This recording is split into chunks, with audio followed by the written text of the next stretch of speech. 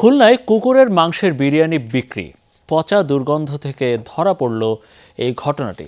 আইনশৃঙ্খলা রক্ষাকারী বাহিনীর অভিযানে ভ্রাম্যমাণ বিক্রেতা সহ ধরা পড়েছে ৫ জন।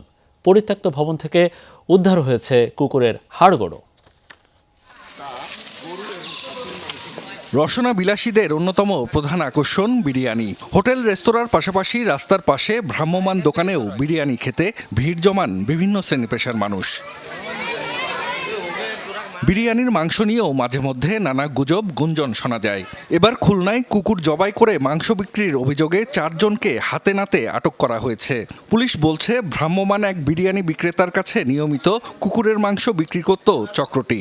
৪ জনকে ধরে আইনশৃঙ্খলা বাহিনীর হাতে তুলে দেন খুলনা পলিটেকনিক ইনস্টিটিউটের আশেপাশের বাসিন্দারা। শিক্ষা প্রতিষ্ঠানটির একটি পরিত্যক্ত ভবন থেকে মাঝে মধ্যে দুর্গন্ধ ছড়াতো। বুধবার বিকেলে কয়েক কিশোরকে একটি কুকুর সহ সেখানে ঢুকতে দেখেন স্থানীয় কয়েকজন। পরে ভবনটিতে গিয়ে তারা দেখেন কুকুরটিকে জবাই করে মাংস প্রক্রিয়া করা হচ্ছে। স্থানীয়রা তাদেরকে আটকে রেখে খবর দেন পুলিশে। এসে দেখছি একটা কুকুর বান্ধা জবাই দেওয়া, পরে আর কি জনগণ ধরে করছে। ওইখানে আপনার ওরা কুত্তা ফাঁসিতে ঝুলাই রাখছে অনেকগুলো, আচ্ছা আমরা আড্ডি এগুলি পড়ে দিয়েছি। হোটেল এলা অনেক বাইরের লোকের কাছে বিক্রি করে, ওরা এটা 500 টাকা 450 টাকা এইভাবে কেজি বিক্রি করে ওরাই করে। আগে অনেকবার এই কাজ করা হয়েছে, অনেক কুকুরের মাংস ওই জায়গায় এগুলো পাওয়া গেছে। ওদের নামে আপনার ওই যে পশু সংরক্ষণ আইনে মামলা হচ্ছে।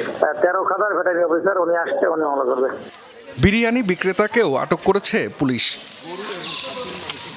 জাহিদ হাসান, যমুনা নিউজ।